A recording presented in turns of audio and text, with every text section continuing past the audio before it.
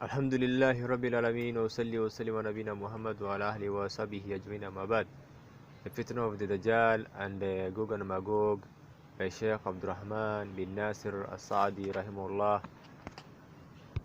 Gog and Magog. All praise due to Allah, Lord of all that exists. May Allah send praising and peace upon Muhammad, his family, his companions, and those who follow them in excellence until the day of recompense. To proceed, it is obligatory upon every Muslim to believe in and affirm everything that Allah and His Messenger have conveyed, whether that report is about Allah, His names, qualities, and actions, or it is about His creations, past, present, and future. This is in general. It is obligatory upon everyone to believe in these things, and Iman is not complete except by way of that. Therefore, one must believe in Allah and His Messenger and everything that they have conveyed. And whenever there comes from Allah or His Messenger any information in detail, it's obligatory to have detailed faith in that specific information. So one has faith in the wording of the text as well as Iman in its meaning. This foundation is agreed upon by all Muslims. Perhaps the legislator may inform us of future affairs when they occur just as he had informed us. This increases the Iman of the one who is aware of that and the one who knows its interpretation, and how the proper application for the report of Allah and His Messenger and their verse is an evidence and sign of the truthfulness of the Messenger. Perhaps some of the narrations are problematic for some of the believers when they occur, and likewise the application of them in the manner in which they should be applied. Therefore, it is upon the one who does not understand the affair to stop when it occurs, and ask if it is what was intended by Allah and His Messenger in their report, and if it is what has been described or not. So he who withholds in what he hears and stops regarding what he does not know has done well in this, and he will be saved. He who hastens with certainty to negate or affirm something without evidence or proof which will necessitate that he is speaking without knowledge, and is known what this leads to or brings about from drifts. What is obligatory upon every believer is that he says what he knows, and what the evidences of the legislation prove, and that he stops regarding what he does not know, neither affirming nor negating it. Ay naam. Aywa. Supporting this statement of Allah the Exalted, هل ينظرون إلا تأويله يوم يأتي تأويله. Await they just for interpretation, or the day the interpretation comes?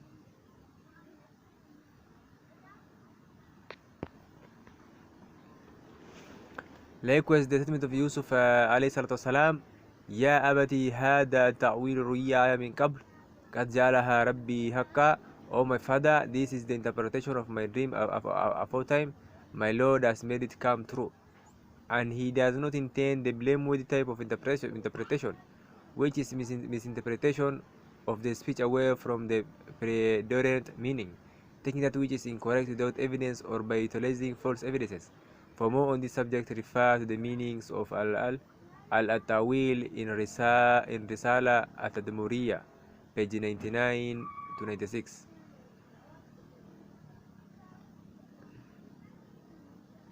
More shall come to affirm this principle at the end of the book.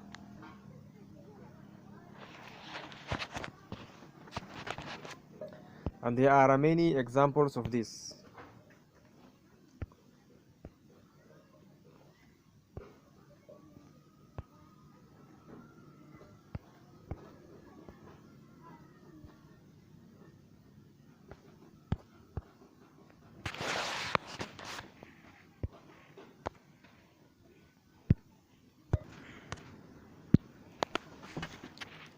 Dawood mentions another example in the intermediate copy of his treatise regarding Gog and Magog, which we will mention here at length. He said the first example, when there occurs in these later times cutting-edge inventions and innovations, like submarines, cars, planes, and the like, and that which is greater than this occurs, such as electronic communication by way of telegrams, the telephone, and radio from far off places, So the point that one who is far is able to connect with the one who is near, and that which is brought about as a result of that from tremendous innovations. Some dot these things to be extremely strange due to not understanding the reason for that brought them about. However, some of them stopped short from speaking without knowledge, and that was saved. And from amongst the people there were those whose ignorance and essence led them to declare the invention to be impermissible. Likewise, they declared their use to be impermissible, and some of them declaim that they are from the impermissible magic or from politism and tradition of the devils. And enam. This is a sheer ignorance, and it is boldness in issuing rulings. Had they remained patient until the affair became clear to them, and the doubts regarding them were removed, this would have been better for them. And Allah is oft forgiving and merciful. As one who knows the reality of the affair, then he knows that these are from the things which Allah has given human beings the ability to manufacture and utilize. Rather, He has commanded with them He has commanded with them as worldly or religious benefit, or both is not completely said by way of them. The pastor likewise knows that they are from the greatest of that which falls under the testament of Allah the Exalted. He has taught man that which he knew not, and he knows that Allah that exalted, he has prepared many science and innovations for mankind, and he knows that mankind continues to increase and advance in both worldly and universal sciences, and he knows that he who prohibit that has rejected the mercy of Allah and has hindered his bounty, and he has made a statement that is indicative of his ignorance, and it is obligatory to thank Allah for teaching his servants with worldly knowledge, just as it is obligatory to thank him for reaching his servants religious knowledge. It is likewise obligatory to thank him for reaching his servants scientific knowledge, especially if it will assist upon goodness and hinder the transgression of the enemies and repel them. Likewise, the one who has insight knows that they will fall under the system of Allah the Exalted. وَالْخَيْلَ وَالْبِخَارَ وَالْحَمِيرَ لِتَرْكَبُوهَا وَزِينَةً وَيَخْلُقُ مَا لَا تَعْلَمُونَ. And He has created horses and mules and donkeys for you to ride, and as an adornment, and He creates other things which you have no knowledge.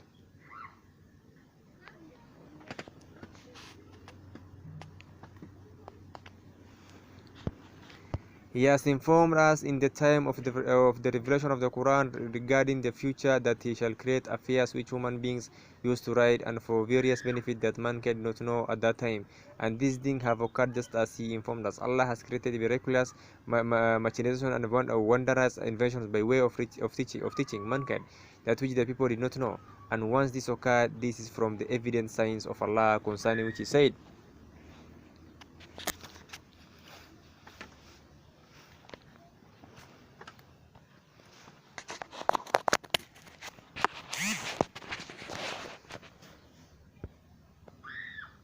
سنريهم آياتنا في الآفاق وفي أنفسهم حتى يتبين لهم أنهم الحق. We will show them our signs in the universe and in their own selves until it becomes manifest to them that this Quran is the truth.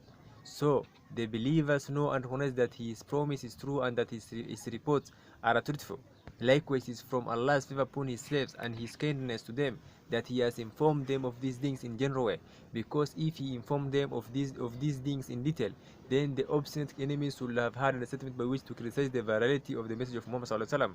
When the night ascension happened, which occurred during his lifetime, and was from the miracle that were always present with the prophets and were not something far-fetched, he said, وَمَا جَعَلْنَا الرُّؤْيَا الَّتِي أَرَيْنَاكَ إِلَّا فِتْنَةً لِلنَّاسِ. And we made not the vision which we showed you, O Muhammad, but trial for mankind. They said, he claimed that he went in one night to Baytul Maqdis and returned in the same night. Thus they resorted to belaying him. Those who had doubts in their hearts and who were weak in their iman were put to trial by their speech. So what would have been the case if He had informed them of the inventions which will be present at the end of time, and if He told them that the people will be able to submerge themselves in submarines in the ocean and ride upon steel machines through the lands, or they will be able to fly between the heavens and earth and travel from the east to west? Had He informed them of some of these affairs in detail, they would have said, "He is insane, a liar, a fabricator." However, Allah was kind and kept him safe, and indeed He is all knowing, all wise, Also, these miraculous inventions are from the greatest of that which falls under the summit of Allah. وَأَنزَلْنَا الْحَدِيدَ فِيهِ بَعْثٌ شَدِيدٌ وَمَنَافِعُ لِلنَّاسِ. And we brought forth iron when it is mighty power in matters of war, as well as many benefits for mankind. The great strength and various types of benefit extracted from iron are from the greatest of Allah's favor upon his slaves, and you know what they are. Hence, it is obligatory to thank Allah for them and utilize them in that which brings about their benefits. From these examples is that which has come in the book and the Sunnah from the reports about Gog and Magog, and the characteristic of which Allah and His Messenger have described them with, such that they are apparent and clear, and they denote certainty. When one applies the legislative evidence, certain signs and knowledge of the reality, many of the believers are in a state of delusion and superstition. They believe that Gog and Magog do not exist up until now, that no one has ever encountered them. They have not they have not been seen by anyone.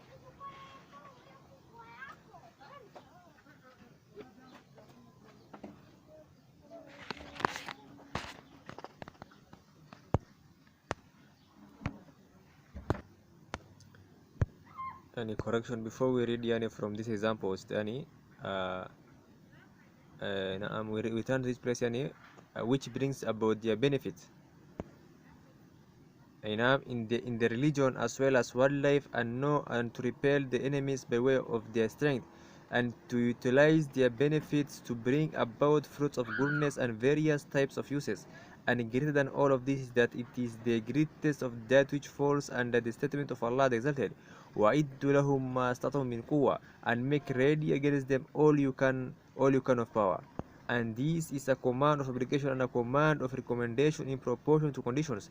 Therefore, Allah has commanded the believers to prepare for the enemies everything they can, from intellectual strength, political strength, and strength in opinions, weaponry, and inventions, as well as preventive fortress and weapons of destruction. So he who thinks in his ignorance that nothing falls under this,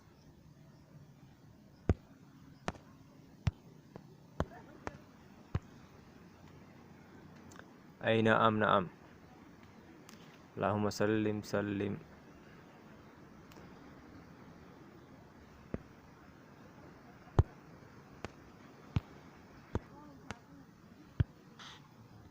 So he who thinks in his ignorance that nothing falls under this except striking with the sword, drawing stones, and riding horses or shooting arrows, and that these are the sole weapons to be used in these times, and that the weapons used in these times are not included in the command, not included the command. Then say to him, if you think like this, then if there were to occur a dangerous affair in one portion of the Islamic lands, will there be a way to quickly spread the news of this occurrence except by way of utilizing telegraphic means or of communication, cars, planes, and everything one can use from the various types of weaponry? Is there a way to face the enemies and large groups of armies with their sophisticated weaponry, while our army has only one means of movement, by foot, horseback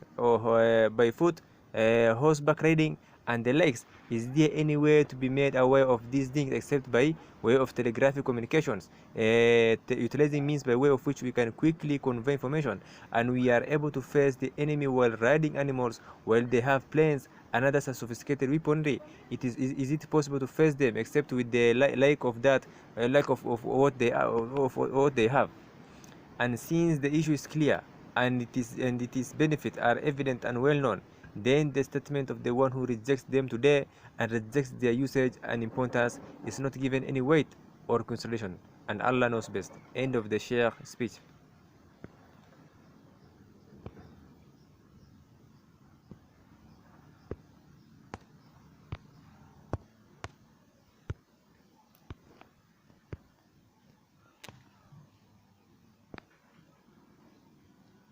And there are many examples of this.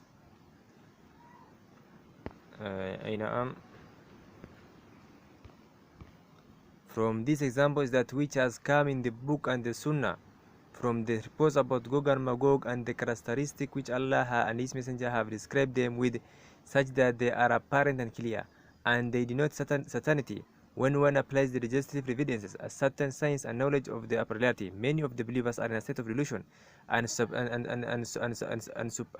supposition. They believe that Gog and Magog do not exist up until now, that no one has ever encountered them, that they have not been seen by anyone.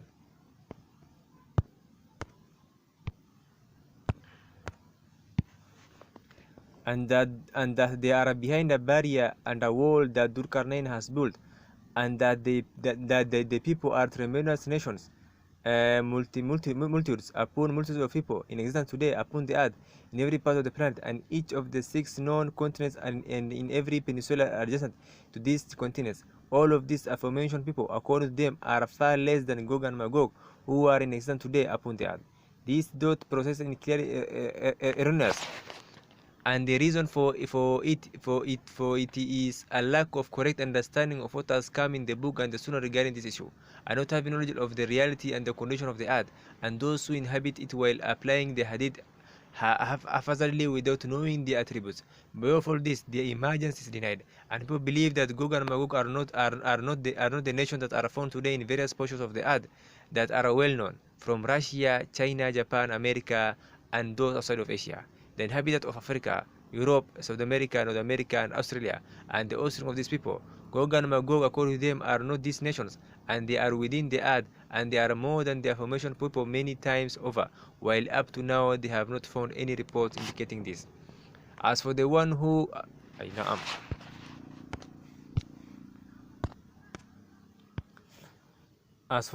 contemplates their description as they have been described in the book and the authentic clear sunnah, and applies it upon his reality, then he will have no doubt that these nations, or some of them, are them Gog and Magog, and that the appearance with their description found in the book and sunnah is from the greatest of signs of the truthfulness that Muhammad ﷺ came with, and that the aforementioned description in the book and authentic sunnah are most applicable to them. We will mention, if Allah wills, the evidences of the book and the sunnah, the speech of the historians of all and later times, as well as the scholars of tafsir, and the affairs that are reality today, that which will bring about certainty regarding the issue. The following is a summary of that.